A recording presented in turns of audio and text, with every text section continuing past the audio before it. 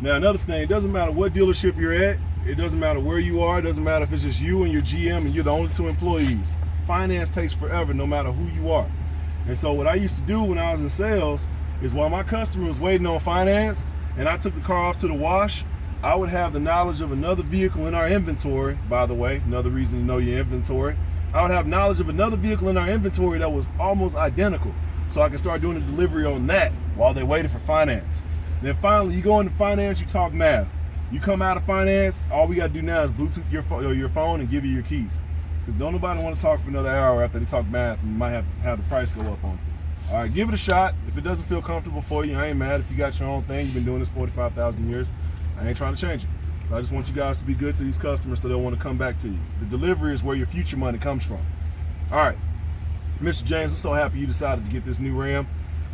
You know, I love my 8.4 Uconnect system, but one thing that drives me crazy about it is that if I'm on the road and I got the nav plugged in, I'm looking at my map, sometimes I'll need to do something like maybe, you know, put the cooled seats on or something like that so I can avoid some swamp ass.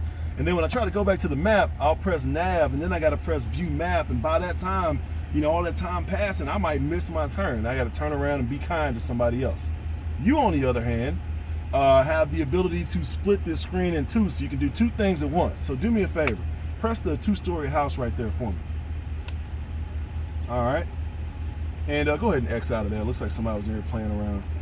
And so as you can see, you got 5 options on either side of the screen. So why don't you press nav up top, and you know, I know we got 255 miles till empty, but we could use some, oh, swipe to the left for me.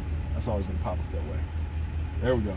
Now, when you're in this mode, you won't be able to pinch and zoom, but that's all right. If you tap the screen one time, it'll show a plus and minus so you can zoom out on the map if you need to. Go ahead and give it a shot. Tap the screen, see the plus and minus, there you go. So you can zoom in and zoom out if you need to. Now, we need some gas, so why don't you press Travel Link and swipe 2 times to the left again. You're seeing the nearest gas station is Tommy's.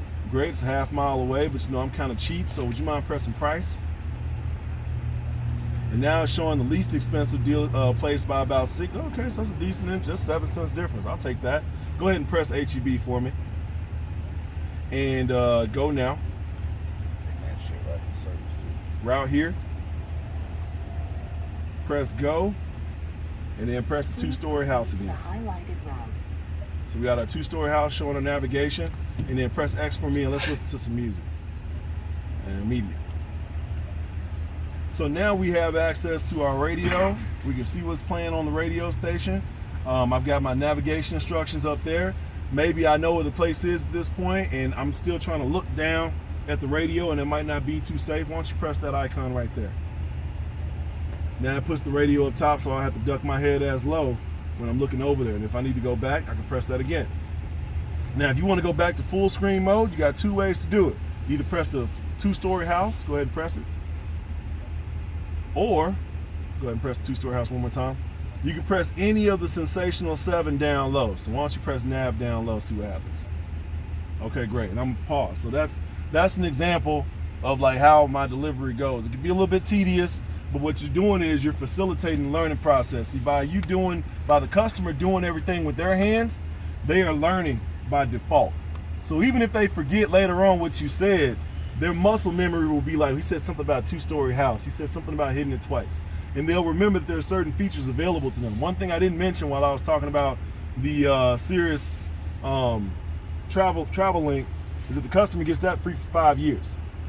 That's free for 5 years. And I should have mentioned that the satellite radio we were listening to was free for 1 year. So Sat Radio 1, Travel Link 5. All right, I'm gonna jump back into trainer mode real quick. So for you guys who are a little bit concerned about the differences between the 12-inch and the 8.4, comes down to 3 things: a bigger screen, the 2-story split, and then the settings button is up here on the top right rather than hidden inside of the apps. Now again, this is my meaty US salespeople. Obviously, you want to throw a little bit of salt on it, you know, a little grease on it when you're showing the customers. All right, make it in your own words.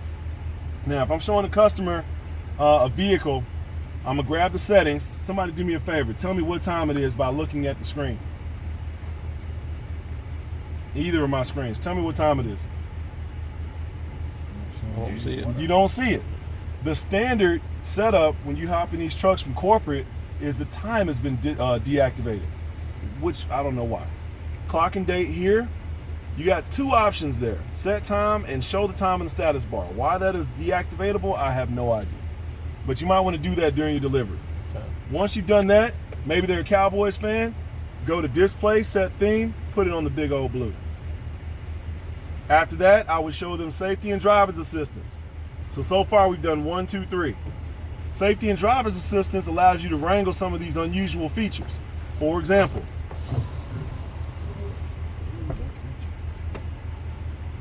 all right, you can deactivate that for the duration of your drive. From that, until you guys, if the vehicle out there on the lot, if you see the off right here, then you definitely want to go in there and activate the forward collision warning. Until the vehicle is sold, you make sure every protective feature you have is activated so that no bad things could happen during the test drive or anything like that to your customers. I'm sorry, I pressed the wrong button. All right, lane sense, that's the one that helps you steer. Leave that on early. Then medium strength is totally fine. Blind spot alert, anytime somebody mentions they tow a trailer, make sure they understand that our blind spot alert is very unique. With Ford, you have to actually plug in how big the trailer is. With ours, once you make a hard right and a hard left, it'll find the trailer behind you and then start to detect cars off the back of your trailer rather than the back of your bed. All right, now if you're always towing something 40 feet long, the max distance is 40 feet. You can just put it on max the whole time, hook up your boat, and just go ahead and roll down the road. Hill start assist, everyone knows what that is. Tire field assist is pretty cool. It pretty much honks the horn when you're filling up your tire so you know when you maxed it out. All right? Yeah, pretty little stuff. Pretty cool stuff. Now this vehicle doesn't have the air ride suspension, but listen closely and remember this so that when you come across it, you'll know what I'm talking about. Suspension would be here between auto on and trailer brake. It'll say suspension. You click it, there'll be about 7 things on that page. The first 2 are having the lights flash when you're lowering the suspension and having the horn go off when you lower the suspension. So if you're demonstrating it, you'll know when it's working rather than trying to look and listen for it because it's such a subtle feature. At the very bottom, the last 2 say something like, what is it? I want to say like, there are 2 service options. I can't remember what they are off the top of my head right now. But your customer need not ever mess with them. All right, now the one on top of that says something about suspension for changing the tire. If you got to put this thing up on a jack, you definitely want to activate the tire replacement suspension feature so it'll lock the suspension in place and won't let it stretch out once you start lifting the truck up. You know what I'm saying? Otherwise, those wheels will be reaching for the ground and probably end up damaging themselves. All right. Again, that's on the ones that have air ride suspension. So when I leave here, go find you an air ride truck. Have a look at that suspension menu, see what I'm talking about. Okay. So that's all I want to talk about in the settings. In the apps, if you take away these 3, everything looks normal. Heated seat, ventilated seat, cameras, app manager, no big deal. Once you put these 3 back in, things get a little weird. So here's what we got. Projection manager. In a whole lot of words, this simply means Apple CarPlay, Android Auto on, Apple CarPlay, Android Auto off. If you have your phone plugged in and you see Apple CarPlay and you hit off on this switch, it's gone. It deactivates. You will default to your Bluetooth. All right. Wi-Fi hotspot. This truck comes with 3 gigs. If you don't use those 3 gigs in 3 months, they're gone. Okay. At that point, you can press how to purchase. All this is going to give you is written instructions. It doesn't do anything. It tells you to press the blue button here and talk to the human on the other side. That human will tell you that the service is brought to you by AT&T and that it costs $20 a month for you to get unlimited Wi-Fi. And that Wi-Fi will stretch about 50 feet from the truck. Why would I bother having Wi-Fi in the truck? Well, Mr. Sir, you got kids now and they're born with an iPad in their hand. You can have those little rascals sitting back there, turn on the Wi-Fi hotspot, let them play around. If they get a little rambunctious and rowdy, you can turn it right off and punish them just like that. Now, while this system is deactivated, you can change the passwords. You might want to do that during delivery because the password is hideous. Have fun with that. Once you get your password and everything figured out, you press this, you go on your phone, look for Wi-Fi hotspots, it'll be discoverable. And then once you log in, you'll see your list of phones right there. That's it. That is Wi-Fi hotspot, guys. There's no other secrets to it, okay? Show that during your delivery. Last but not least, travel length. We already showed you how the fuel prices work, which is awesome. If you're rocking a diesel, by the way, this isn't just a 12-inch screen functionality. This is how it functions on every vehicle that has navigation. So 8.4 nav, 12-inch nav, same process. Anyway, fuel type, change it up if you need to. Otherwise, there goes your closest fuel stations. There goes the prices on them. Okay? Once we get out of there, next one I will show the customers is movie listings. Shows your theaters. Nearest one comes first, obviously. Press the I. You can either call them up, try to buy your tickets. You can turn it into a favorite, which will go right here, or you can navigate to it. Movie listings will only work if you're at a standstill. And here goes the movies that are showing today. You press the I from this point, it'll give you a synopsis on the movie. Now, as a shortcut, if you pull this up, let's say it's the first press. I'm going to go ahead and back out a little more. First press, and then you see the list of movie theaters. If you click the theater, it'll show you the movie showing at the theater right off the bat. Okay? All right. And then the last one I show people is the weather map, but just real quick on the sports. See if it'll load up real fast. Sports is very, I don't want to say generic, but it's very, very simple. You pick your team. It'll show you the next time the team plays. If the team already played, it'll show you the score. That's it. All right, so it's not loading yet. It's all right. That needs no introduction. But here's what makes the weather map so special. It's a Doppler radar that'll show for the entire country. So for example, let me go ahead and plug in some navigation instructions. It helps it load a little faster when you do. I don't know why, it just seems to work. It seems to do the trick. Find address 1250 North Julian Street, Los Angeles, California. Guessing that's your old address? It is my old address. And so that way we'll have a nice long road when I spread the camera out. I don't know. To be honest with you, man, I cried a few months before I came out here to Texas a year and a half ago, almost 2 years ago. I looked at how much I was paying in rent and compared it to somebody's mortgage, and I cried how much house I could have gotten. I cried like a baby.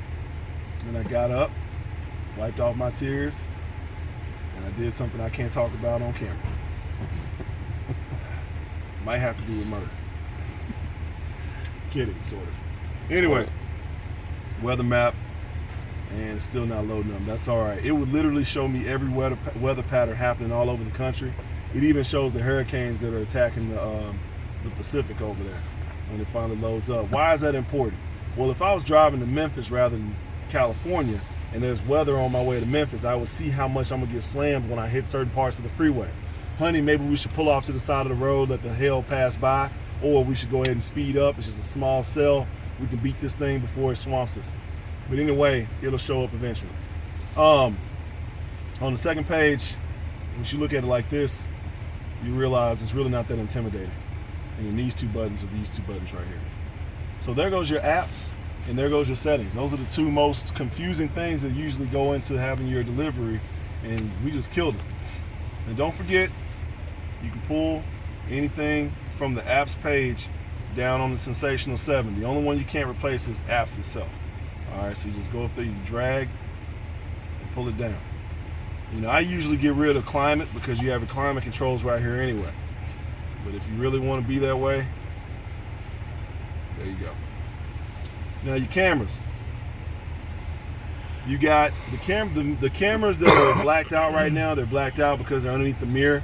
So, you know, realize this truck is black and that picture is white. So that's obviously not our truck. It's just a cartoon. These two right here are special. I call them corner shot cameras. They give you 180 degrees of vision in either way. So when you come to a blind corner, give them a click and you'll be able to see 180 degrees either off the back or off the front. This one right here looks the way it looks because you can zoom in the camera right where the trailer hitch is. And if you're showing somebody how to hook up their trailer and it's got air ride suspension, lower it all the way down to entry-exit mode, back the trailer up. I know some of you guys saw this at the ride and drive, and then raise it up and it'll lock in on the trailer. If you drop something heavy in the bed, air ride suspension is gonna auto level. All right? All right. All right, I'm gonna deploy that on your legs. You see why I don't like it? Because, you know, if you're tall, I gotta jump the hell out this truck to dodge that step, rather than the nice natural stepping right out of the vehicle. All right. Okay. that's that presentation. Oh, one last thing. If you're showing off 4-wheel drive, leave the vehicle in neutral, hold your foot on the brake, and just hold down each button showing that it turns on, and just kind of cycle through. Now, as you cycle through, you want to explain what each one is used for. For example, 4-wheel auto and 2-wheel drive are almost the same thing. And here's what happens when you're inside a 4-wheel auto. When you're in 2-wheel drive, back 2 wheels getting power, front drive shaft's not moving at all. So if I put this vehicle on a lift and I spin the front wheel, only one wheel is going to turn. If I put it in 4-wheel auto, the front drive shaft is engaged.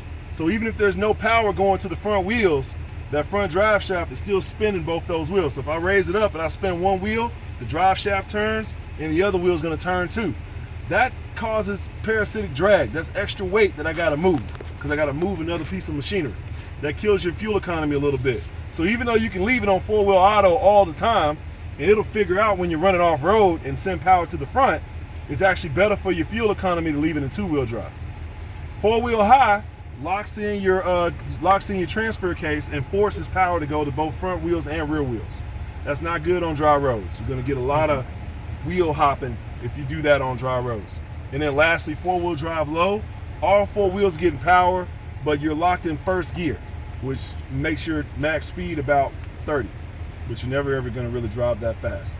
And then lastly, you got to use a pin to activate the neutral switch, which will basically make the vehicle limp so that it can be dragged behind a motor coach.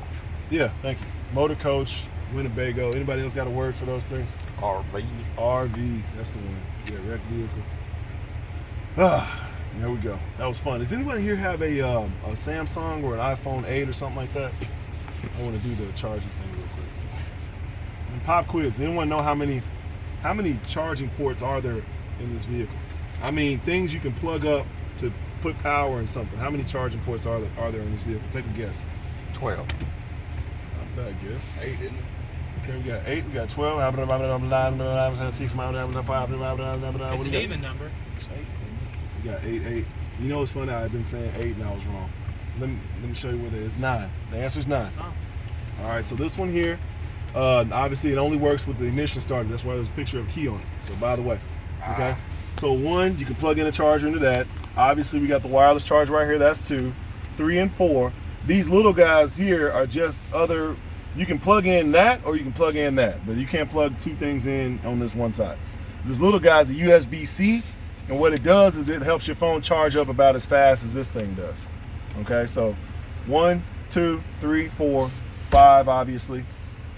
Excuse me. 1, 2, 3, 4, 5, 6, 7, 8, and then the little one down here, number 9. There's your number. Got some little. Yeah, well, you know. We got 5 people in the vehicle and enough places to charge up 12 phones. This truck is amazing. All right. You guys already figured out how to recline the seats back there? Yes, sir. All right, cool. Y'all know how to undo that box underneath the seat? I call it the rifle box. Come on, let me show you real quick. Notice that I put his phone in the charger and I started talking about other things. And sometimes it takes a moment for that thing to kick in. Just kind of be aware of that. All right, I call this the rifle box. You can call it what you want. Fold that up. And then fold up the seat real quick. All right. You pull that out. As long as you can't see me. Pull that out. Twist. Down. Up. Okay. Called the rifle box. Also, your customers that are sitting in the back seat, notice that this says 3 and that says USB.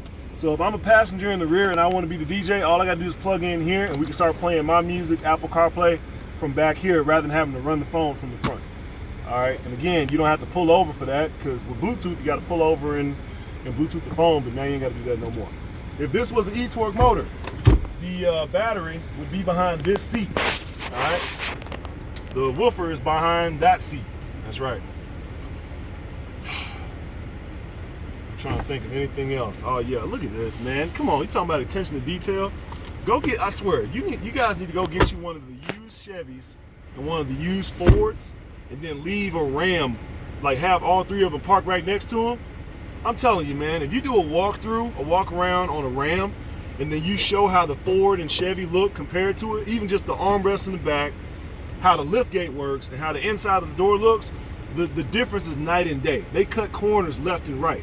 You know, like for example, look at this. The armrest back here looks amazing. You got place for your arm, place for your cups, and it's like, well, what's the big deal? You think that everyone would do something like that? They don't. No. You look at what's going on in the backseat of Ford, what's going on in the backseat of Chevy. It looks cheap. Now, what you got to do at that point is you take that and you expand it. Well, if they're cutting corners on this, what else that they think you wouldn't notice would they cut corners on? Maybe the screws that are going into certain compartments are very, very like cheap made screws. Maybe certain wires on certain parts of the engine are a little bit cheap, and they'll probably go out. They'll hide whatever they can if they can. And we decided to go all in. All right, I'm done. Done talking. Anybody got